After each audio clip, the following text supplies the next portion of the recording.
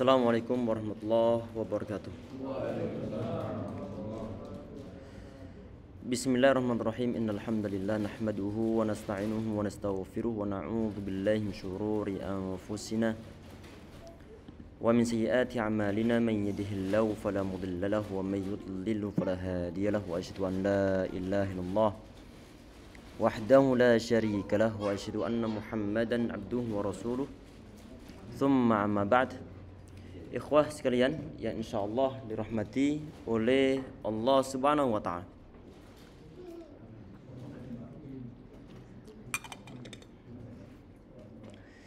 Kita lanjutkan insyaallah kajian kitab Umdatul Ahkam.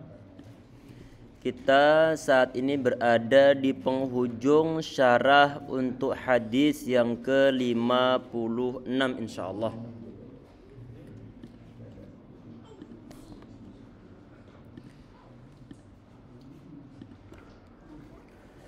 Ini di halaman 208 untuk yang kitab bahasa Arab. Untuk terjemahannya Allah alam.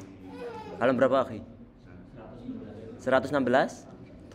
Halaman 116 untuk terjemahan tersebut. Di akhir paragraf. Bismillahirrahmanirrahim. Qala syarih rahimahullah. Wa fi fadlu salatil isya'i wa salatil fajri. Di dalam hadis yang ke-56, di situ ada suatu kesimpulan tentang keutamaan pelaksanaan sholat isya dan juga sholat fajar. Karena dalam hadisnya kemarin disampaikan Nabi Muhammad SAW, asqal sholat al munafiqin sholatul isya'i wa sholatul fajri. Jadi sholat yang terberat bagi para orang-orang munafik itu adalah, ataupun para munafiqun itu adalah sholat subuh dan juga sholat fajar. Ini hadis ya ikhwah sekalian, kemarin kita bahas bahwa hadisnya adalah hadis yang sahih. Di sebagian hadis yang lainnya Nabi Muhammad SAW beliau mengatakan man shallal isya'a fi jama'atin, barang siapa yang melaksanakan sholat isya secara berjamaah kana qiyamin nisfil lail, maka sebagaimana dia beribadah setengah malam. Setengah malam ya bukan tengah malam, tapi adalah setengah malam. Kalau misalnya malam itu dibagi mulai dari jam 6 sampai jam 5, maka tinggal pertengahan malam, itulah setengah malamnya ini. Jadi kalau orang sholat isya secara berjamaah, maka dia itu mendapatkan suatu pahala sebagaimana pahala ibadah setengah malam. Kalau secara realita kita ini untuk ibadah sampai dari jam habis sholat misalkan dari maghrib sampai isya secara sambung menyambung, apakah antum pernah? Itu beratnya masya Allah, tapi pahalanya bisa didapatkan dengan melaksanakan sholat isya secara berjamaah. Ini pun termasuk di antara suatu hadis tentang keutamaan pelaksanaan sholat isya. Wa man shallal isya wal fajr fi jama'atin kana qiyamil lail. Barang siapa yang melaksanakan sholat isya dan juga sholat fajar secara berjamaah, ini di kelanjutan hadisnya, maka dia mendapatkan suatu pahala sebagaimana melaksanakan suatu ibadah semalam suntuk. Masya Allah. Ini jangan sampai lupa, ini jangan sampai ditinggalkan sholat isya ataupun sholat subuh secara berjamaah. Orang-orang yang ngikutin pendapat bahwa sholat berjamaah itu hukumnya wajib bagi kaum laki-laki, ini akan dia dapatkan secara otomatis. Karena kenapa? Karena biasanya dia sholat 5 waktu secara berjamaah, tidak pandang apakah dia sholat isya atau sholat zuhur, maghrib, asar atau subuh. Dia terbiasa sholat berjamaah. Ini di satu sisi ya ikhwah sekalian. Kalau saat ini kan semoga kita dijumpakan oleh Allah SWT dengan bulan suci Ramadan. Tentunya kalau kita di saat misalnya membahas masalah sholat tarawih, ada suatu hadisnya hadis yang sahih. Nabi Muhammad SAW beliau mengatakan man qama ma'al imami hatta nasarifa kutiba lahu qiyamul lailah. Barang siapa yang beribadah malam, ini maksudnya adalah melaksanakan sholat tarawih bersama imam dan dia ini belum bubar kecuali imam bubar. Berarti dia pergi dari masjid, meninggalkan masjid setelah imam meninggalkan masjid. Habis berzikir misalnya, baru kemudian imam dia meninggalkan masjidnya, baru jamaahnya kemudian dia juga meninggalkan masjid.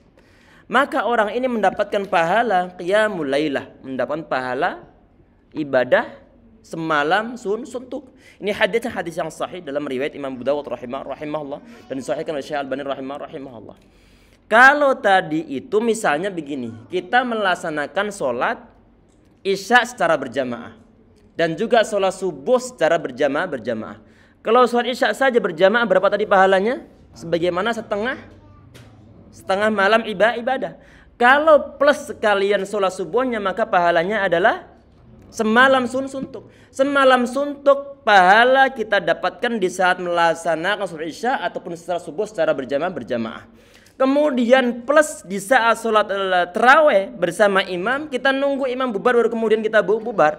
Pahalanya berapa lagi? Semalam suntuk pula. Kemudian kita ini saat malam hari juga ibadah kepada Allah Subhanahu wa taala. Misalnya ibadah malam semalam suntuk misalnya saja. Maka dalam satu malam kita berapa saja mendapat suatu pahala. Satu malam dimungkinkan mendapatkan pahala 3 malam berturut-turut ibadah semalam suntuk. Plus lagi kalau di saat Ramadan kan pahala dilipat gandakan. Ya enggak? Itu berarti termasuk rahmat Allah SWT yang Allah Subhanahu wa taala sediakan bagi orang-orang yang mau manfaatkan usianya untuk beribadah kepada Allah SWT, menggapai suatu pahala kesunahan sebanyak-banyaknya. Yang model-model janji-janji yang semacam ini tidak mungkin digapai ataupun didapatkan oleh orang-orang yang ogah menghadiri suatu kajian. Karena kenapa? Dia nggak tahu teorinya, bagaimana mungkin mau mentargetkan. Sehingga syarat utama kita bisa mendapatkan hal yang semacam ini adalah kita mencari informasi sebanyak-banyaknya, menggali ilmu sebanyak-banyaknya tentang kesunahan Nabi Muhammad SAW yang belum sama sekali kita sentuh.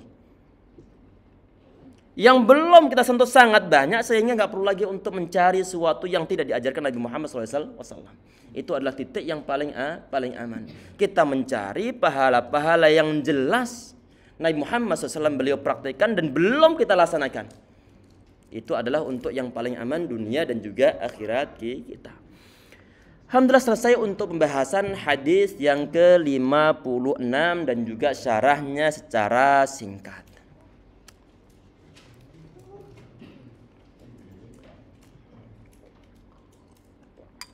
Langsung kita bahas untuk hadis yang ke-56 insyaallah, ke-7. Ke-57. Bismillahirrahmanirrahim. An Abdullah bin Umar ibn Khattab radhiyallahu anhu, berarti beliau adalah sahabat Abdullah, anaknya sahabat Umar ibn Khattab radhiyallahu anhu. Sahabat Abdullah termasuk di antara sahabat yang junior beliau. Karena beliau di saat Nabi Muhammad SAW beliau meninggal, beliau ini masih muda-muda, masih sangat-sangat muda. Dan beliau ini juga termasuk di antara sahabat yang di saat terjadi sebagian di antara perang termasuk perang Uhud, beliau itu menghadap bersama dengan teman-teman beliau yang lainnya. Tetapi ditolak oleh Nabi Muhammad SAW. Karena kenapa? Karena masih usia 14 tahun. Belum diizinkan untuk ikut berperang. Baru kemudian tahun berikutnya diizinkan untuk berperang. Dan beliau ini pula di antara sahabat yang paling banyak meriwayatkan hadis dari Nabi Muhammad SAW. Pernah kita sebutkan sebelumnya, seorang ulama, sebagian ulama membuat suatu syair tentang para sahabat yang banyak meriwayatkan hadis-hadis Rasulullah SAW. Kata mereka, wal muqsiruna fi riwayatil athar Abu Hurairah yalihi ibni Umar. Jadi para sahabat yang banyak meriwayatkan hadis, ini maksudnya adalah yang di atas 1000. Itu adalah Abu Hurairah, kemudian diikuti oleh sahabat Abdullah bin Umar bin Khattab radhiyallahu anhu.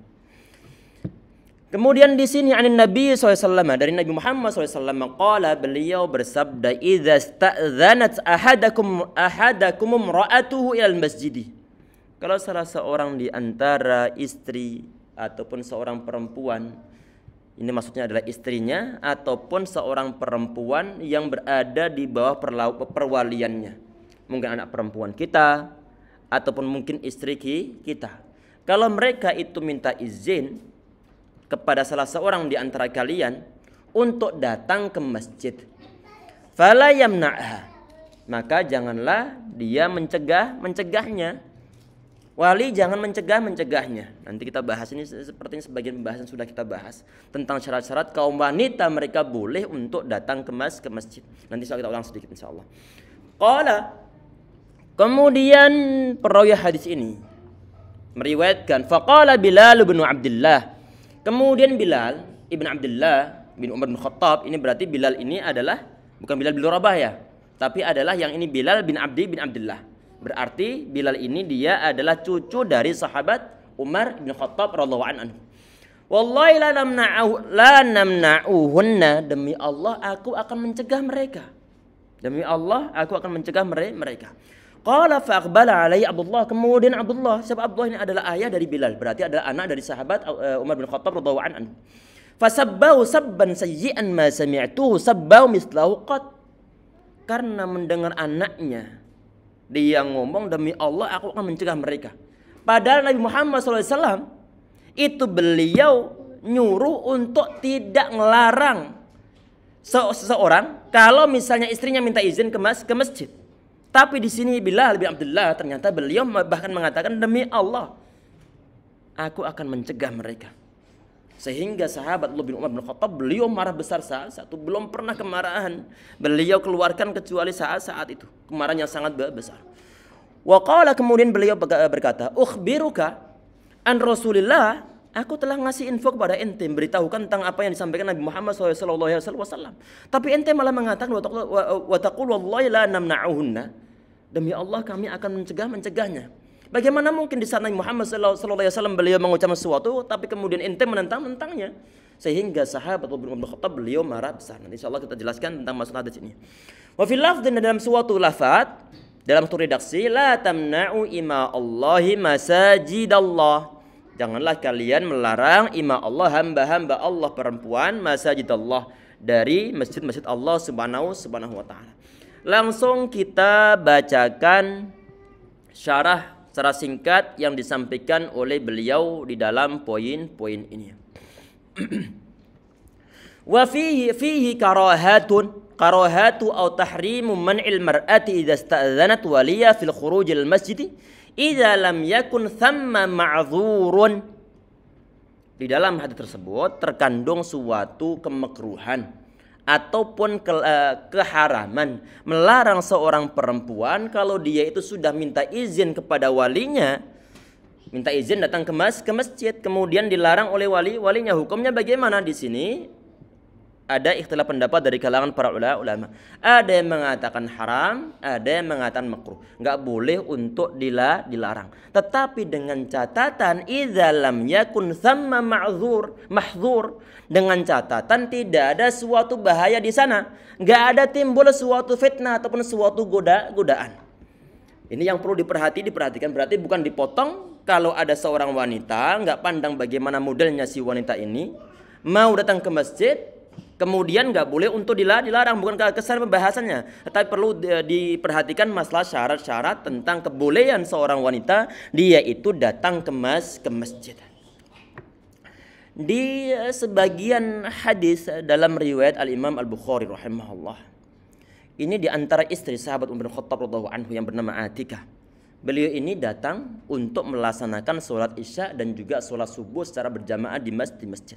Kemudian ada orang yang mengatakan pada wanita ini, lima takhrujina wa qad ta'lamina anna Umar yaqra'u dzalika wa yaghar. Loh, kok ente bisa keluar datang ke masjid? Padahal kan ente tahu bahwa sahabat Umar bin Khattab beliau sangat tidak suka dan cemburu kalau ente keluar ke masjid. Wa qala ma yamna'u an yanhani. Wanita ini dia bilang, loh, tapi kok saya diizinkan? Tapi saya kok diizinkan? Kemudian ada orang mengatakan, yang mencegah sahabat Umar untuk tidak melarang itu ada sabda Nabi Muhammad SAW, la tamna'u ima Allahi masajidallah. kalian janganlah mencegah hamba-hamba Allah yang perempuan dari masjid-masjid Allah Subhanahu wa taala. Di dalam hadis ini ya ikhwas sekalian insyaallah dirahmati oleh Allah Subhanahu wa taala dan juga hadis-hadis yang lainnya terkandung suatu nanti masalah etika. Tentang masalah apa? Tentang masalah seorang perempuan yang dia itu datang ke masjid. Nanti di bagian akhir pembahasan itu ada kata-kata wal yakhrujna tafilat. Tafilat. Hendaklah mereka itu keluar tanpa menggunakan perhiasan, tanpa menggunakan parfum, tanpa berhias, tanpa tabarruj. Melihat gerak-geriknya tidak diperbolehkan untuk yang banyak tingkah. Atau yang banyak tingkah? Yang perempuan yang pengundang gejolak syahwat yang sengaja setiap berjalan dibuat yang aneh-aneh berjalannya, ataupun dia menggunakan parfum, menggunakan mungkin make up yang masya Allah dasarnya subhanallah, yang minornya bukan main. Ini mau datang ke masjid loh. Mau datang ke masjid ada etika semacam itu. Kalau datang ke masjid sedangkan masjid itu dihuni oleh orang-orang yang saleh insya Allah, syaratnya amat ketat. Kalau ke masjid begitu modelnya, syaratnya amat ketat, berarti selain ke masjid lebih nggak boleh lagi.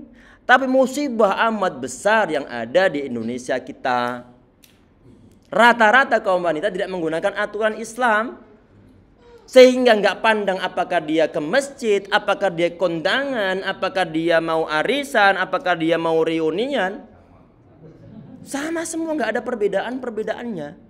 Padahal ke masjid saja disuruh untuk nutup. Dan perempuan-perempuan di saat mereka itu di zaman Nabi Muhammad SAW, mereka itu boleh untuk ikut sholat berjamaah. Itu adalah di saat untuk sholat yang malam hari. Kalau malam hari di zaman Nabi Muhammad SAW ada listrik gak? Gak ada listrik, gelapnya bukan main. Sehingga untuk melihat kecantikan itu gak akan mungkin bisa. Wong semua sama. Antara laki-laki dengan perempuan gelap semuanya. Di saat inilah haula wala quwata illa billah, musibah yang amat besar. Kita lanjutkan dulu. Ini masih sebagian yang kita bahas nih. Masya Allah.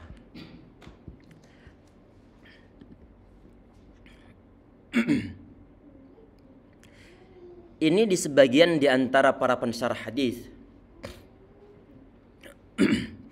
Di situ kan tadi ada kata-kata idza sta'dzanatil mar'atu.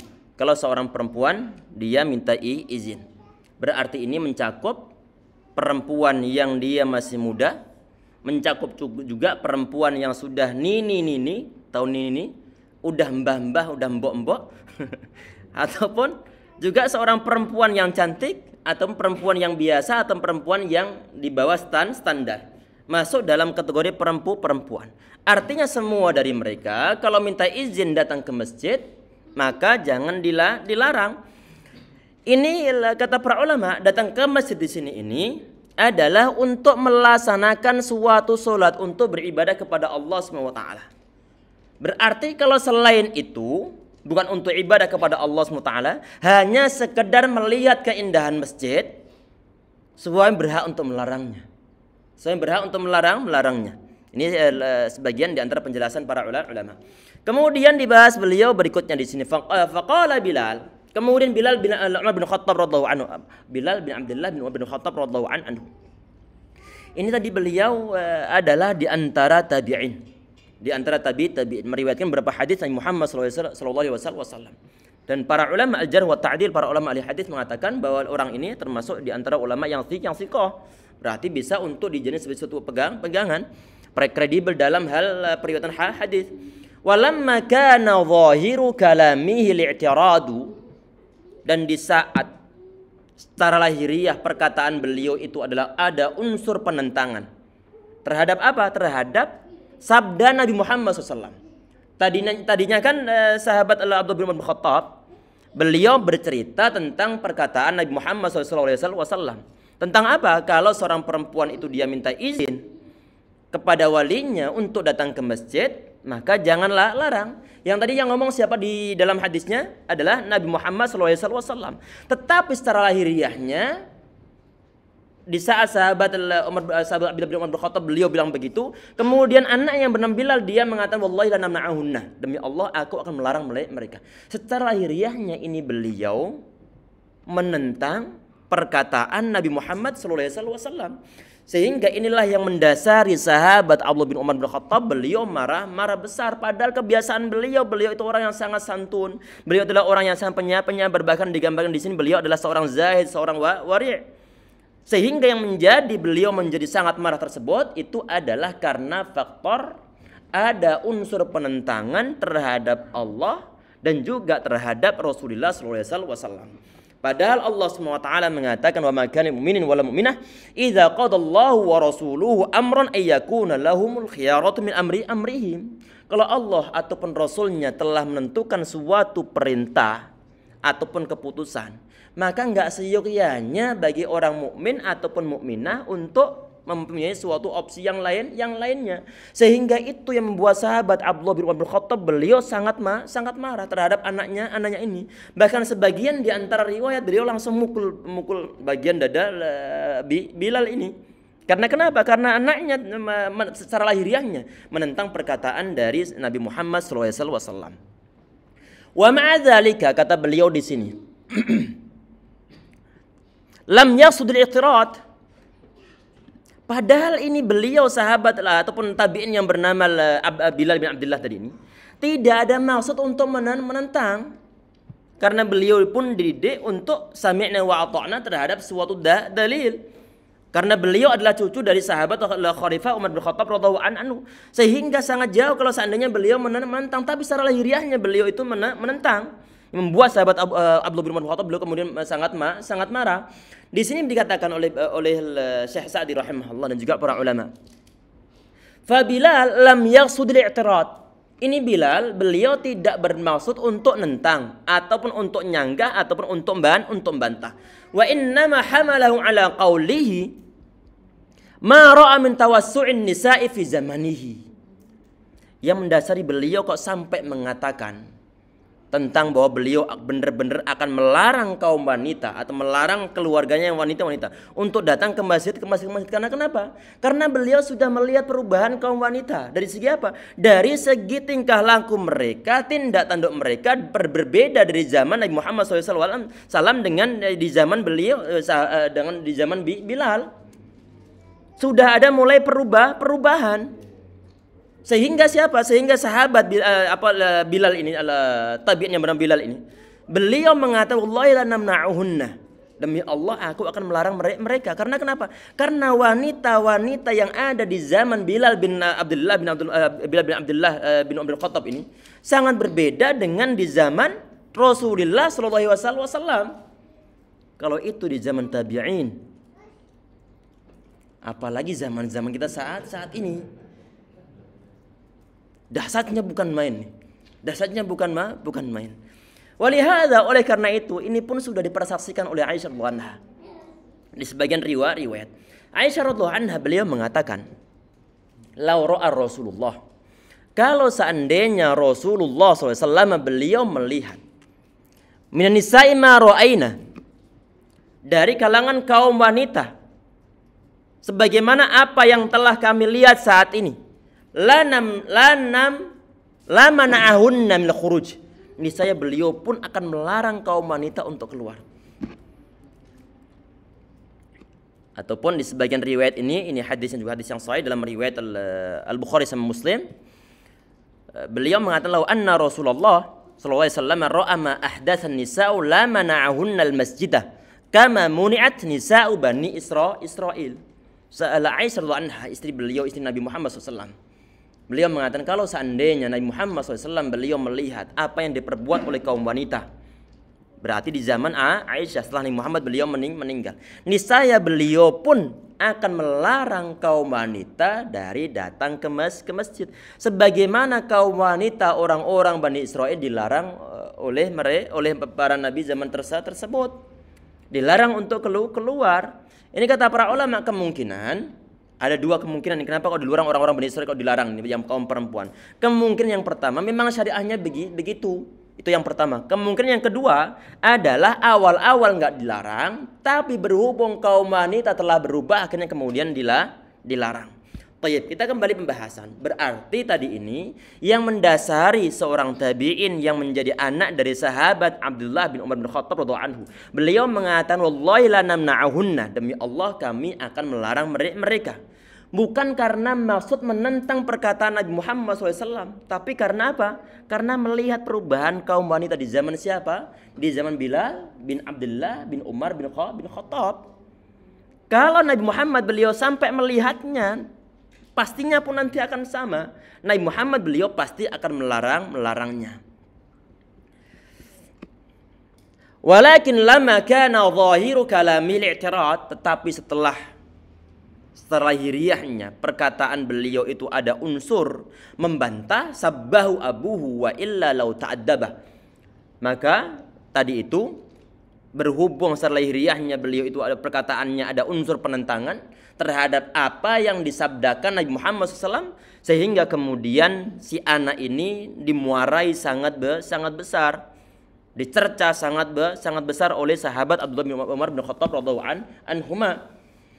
Wa illa, kalau seandainya lau ta'addaba, kalau seandainya ini anak yang bernama Bilal bin Abdullah bin Khattab ini agak menggunakan tata krama sedikit ataupun merubah bahasanya. Bagaimana? Waqala, kemudian beliau mengatakan begini, kalau seandainya menggunakan bahasa begini, innan nisa tawasana. Saat ditanya misalnya, tadi kan beliau mengatakan wallahi la namna'uhunna, demi Allah kami akan melarang mereka.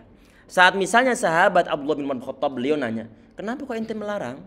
Kemudian Bilal ini dia mengatakan, karena kaum wanita saat ini mereka telah bebas, mereka itu telah terlalu meremehkan ataupun terlalu mungkin bermudah-mudahan.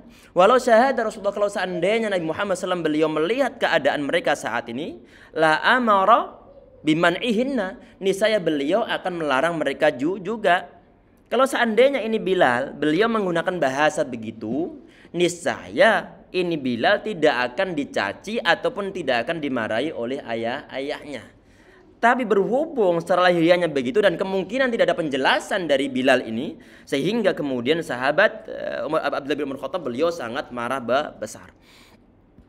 Wa qalu fil lafzil akhar, ada perkataan yang lainnya ataupun sabda Nabi Muhammad SAW di sebagian riwayatnya.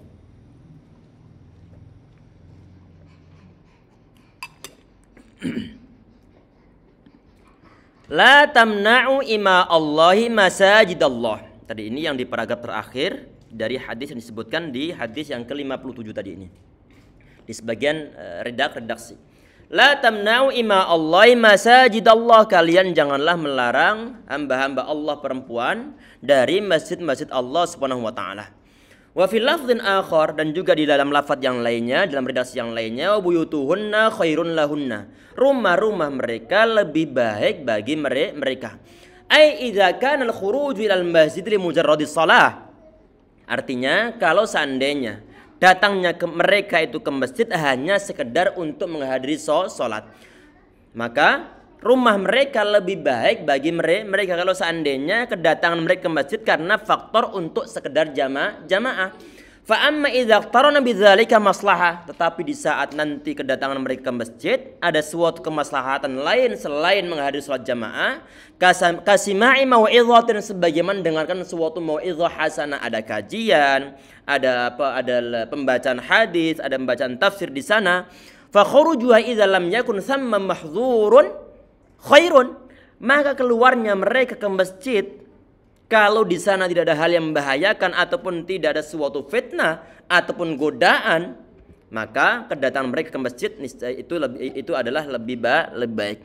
Sebagaimana Nabi Muhammad SAW beliau mengizinkan ataupun bahkan merintahkan kaum wanita untuk menghadiri sholat Idul Fitri ataupun Idul Adha. Bahkan orang-orang yang haid pun disuruh untuk ikut hadir. Walaupun toh mereka tidak ikut sholat, tapi mereka dianjurkan untuk ikut hadir. Tetapi tidak berada di lokasi shaf, tapi berada di pinggiran. Dan mereka tidak ikut sholat. Tayyib, ya ikhwah sekalian yang dirahmati oleh Allah Subhanahu wa taala. Ana bacakan ini dalam mazhab Syafi'i. nukilkan di sini tentang syaratnya kaum wanita mereka itu mendatangi ataupun ikut sholat Idul Fitri ataupun Idul Adha. Ini disebutkan oleh Al-Imam An-Nawawi rahimahullah di dalam kitab Al-Ma' Al-Majmu'. Qala Syafi'i wal ashab rahimahumullah. Ini kenapa kok ana menukilkan mazhab Syafi'i? Karena nanti biar enggak ada anggapan tentang masalah bahwa mazhab Syafi'i dianggap lembek tentang urusan kaum perempuan. Tetapi sangat dahsyat. Tetapi aslinya sangat dahsyat. Tidak sebagaimana anggapan sebagian di antara orang yang konon katanya mengikuti mazhab Syafi'i tapi anaknya boleh untuk tidak berjilbab. Ikuti mazhab Syafi'i, anaknya boleh untuk tidak berjilbab. Bahkan kaul yang mu'tamad, kaul pendapat yang dijadikan sebagai kaul resmi dalam mazhab Syafi'i, bahwa kaum wanita itu hukumnya wajib untuk bercadar. Dalam mazhab apa? Syafi'i. Kenapa kita bacakan dalam mazhab Syafi'i? Karena biar nggak ada anggapan tadi itu. Kalau Anda bacakan dari mazhab yang lainnya, kemudian ternyata di situ disuruh untuk cadaran, disuruh untuk ataupun nggak boleh untuk menggunakan parfum, dikira nanti lah ente kan mazhabnya bukan mazhab Syafi'i. Sehingga kita pilih mazhab Syafi'i untuk saya bacakan. Ini dalam kitab Al-Majmu'. Yustahabbu lin-nisa'i, disunnahkan, dianjurkan bagi kaum perempuan. Ghairi zawatul hayat, selain yang zawatul hayat, nanti insyaallah disebutkan istilah zawatul hayat ini bagaimana. Huduru salatul Id, menghadiri salat Id. Wa amma zawatul hayati, adapun perempuan-perempuan zawatul hayat, bagaimana zawatul hayat ini? Wa hunnal lawati yustahaina li jamalihinna, yaitu kaum perempuan yang menjadi pusat perhatian, menjadi kecenderungan untuk dipandang kaum laki-laki karena kecantikannya. Fayuqra'u huduruhunna, maka dimakruhkan menghadiri ataupun dimakruhkan kehadiran mereka menghadiri salat Idul Fitri ataupun Adha. Hadza huwal mansus ataupun hadza huwal mazhab. Ini adalah mazhab yang dipilih dan juga dinaskan dalam kaul mazhab Syafi'i. Dan ini adalah kaul dari jumhurul ulama. Wa idza kharajna, kemudian di sebagian perkataannya beliau mengatakan wa idza kharajna, di saat mereka keluar, ustuhibba khurujuhunna fi thiyabi badlatin. Kalau seandainya mereka keluar, maka dianjurkan keluarnya mereka ini menggunakan suatu pakaian yang biasa. Bukan pakaian yang mencolok, bukan pakaian yang bagus. Tapi yang terjadi bagaimana? Yang paling bagus, yang kalau bisa yang paling minor lah. Ini rata-rata saat ini. Bahkan yang awal yang seharusnya ditutup, termasuk diantaranya adalah rambut, mereka memang menggunakan kerudung, tapi dipakai selimut. Menghadiri sholat Idul Fitri. La haula wala quwata illa billah. Fa amma syabatu wa zatul jamal, adapun yang masih muda dan juga yang cantik, wa man tustaha, dan juga yang dikepinginin ataupun yang membuat pusat perhatian misalnya, maka fa yukrahu lahunnal hudur, maka dimakruhkan hadir. Hukumnya makruh. Masya Allah. Karena biar nanti aman dari suatu fitnah ataupun suatu gangguan ataupun mungkin suatu godaan terhadap kaum laki-laki. Walaupun toh si wanita ini dia nggak menggoda, tapi secara naluriahnya wanita ini dalam keadaan menggoda. Wanita itu di saat mereka tidak berhias, tidak menggunakan make up, mereka itu sudah menarik. Apalagi kalau sampai sudah menarik dari segi pembawaan, ditambah dengan parfum, ditambah dengan make up, ditambah dengan pakaian yang ketat, ditambah dengan yang mungkin di saat berjalan dibuat lenggak-lenggok yang aneh-aneh. Suatu fitnah, suatu godaan berada di atas godaan yang lainnya. Saat misalnya ditanya, "Duh, ini kok model begitu dalam mazhab Syafi'i ya?" Itu dalam mazhab Syafi'i. Tapi rata-rata kaum perempuan di Indonesia yang konon katanya mereka mengikuti mazhab Syafi'i, untuk hal-hal yang semacam ini mereka nggak peduli. Karena kenapa? Karena memang kemungkinan besar mereka itu tidak dikenalkan tentang cara beragama yang benar sesuai dengan mazhab Syafi'i.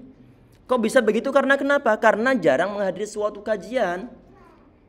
Sehingga faktor ataupun mungkin potensi pelanggar suatu syariah aturan agama Islam potensi terbesar itu dilanggar oleh orang-orang yang tidak mau menghadiri suatu kajian.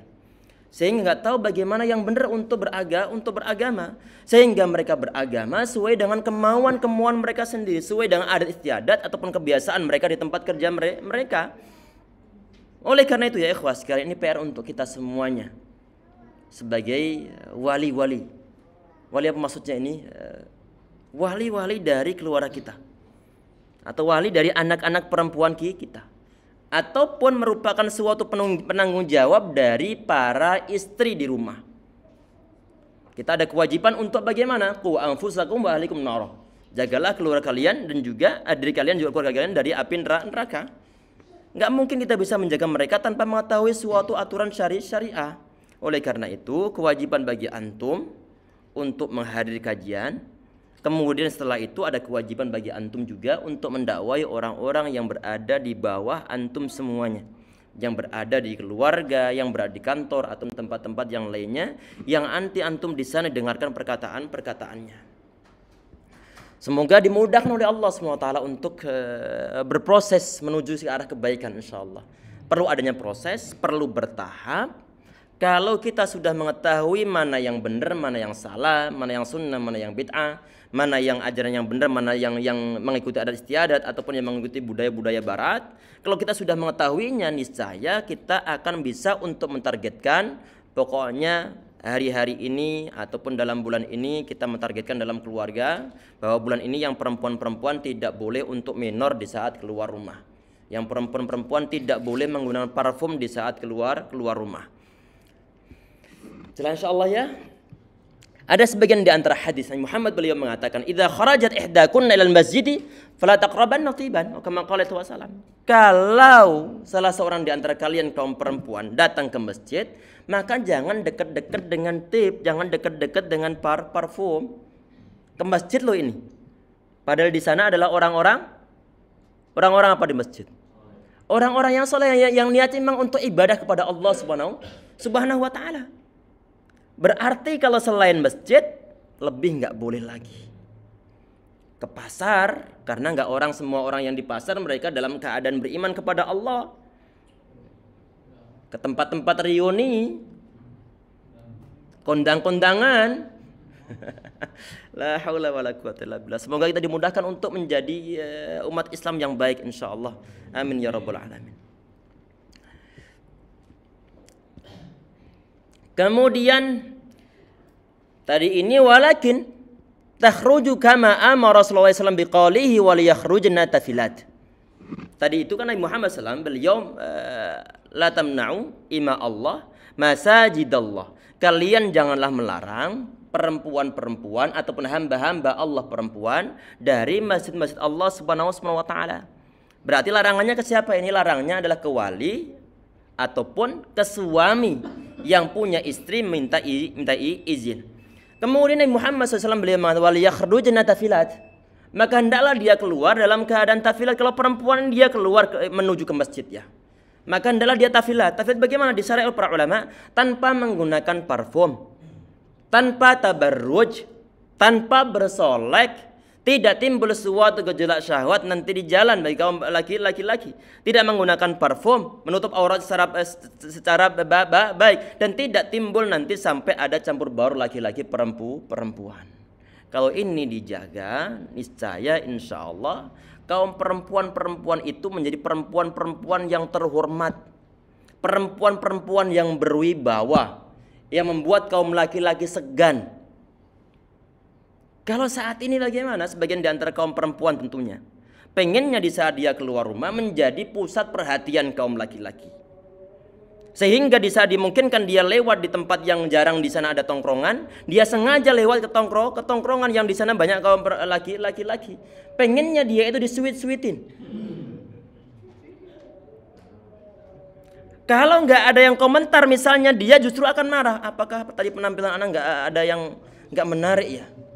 Sehingga dia bermakeup di saat nanti keluarlah lagi. Ini adalah kaum wanita di zaman-zaman kita saat ini.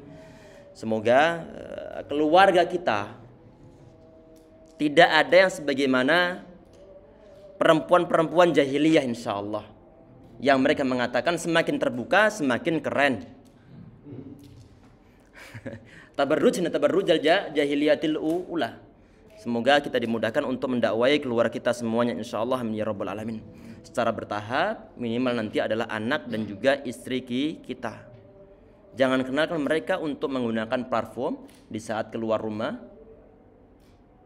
Dalam keadaan wangi tidak diperbolehkan, dan juga tetap memperhatikan masalah pakaian yang mereka pakai. Jangan sampai menampakkan lekuk-lekuk tubuhnya. Berarti pakaian-pakaian yang melepat, yang ketat, kita jangan malah mencarikan yang seksi-seksi, afwan. Yang ketat. Ini termasuk khawatir masuk seorang yang kepala keluarga yang masuk dalam kategori dayus. Yang dia rela suatu kemungkaran terjadi pada keluarganya, dan nanti dia tidak bertemu dengan Allah Subhanahu wa taala. Semoga kita semua diberikan hidayah oleh Allah Subhanahu wa taala insyaallah ya rabbal alamin. Tadi kita sampaikan perlu bertahap, perlu kesabaran, perlu kegigihan kita dalam mengajak keluarga untuk lebih mengenal Allah Subhanahu wa taala, mengenal syariah agama Allah Subhanahu wa taala, termasuk diantaranya kalau kita mengikuti mazhab Syafi'i, maka kita perlu untuk bermadhab secara benar bagaimana aturan-aturan yang disimpulkan oleh mereka dari berbagai ayat, dari berbagai hadis, kemudian disimpulkan oleh mereka, biar nanti kita ini di saat kita bermadhab tidak semau-mau kita. Yang ringan diambil, yang berat ditinggalkan, sebagaimana makan prasmanan. Karena agama Islam adalah agama yang sempurna yang perlu untuk kita laksanakan udkhulu fis silmi kafah. Agama Islam perlu diterapkan secara kafah ataupun totalitas.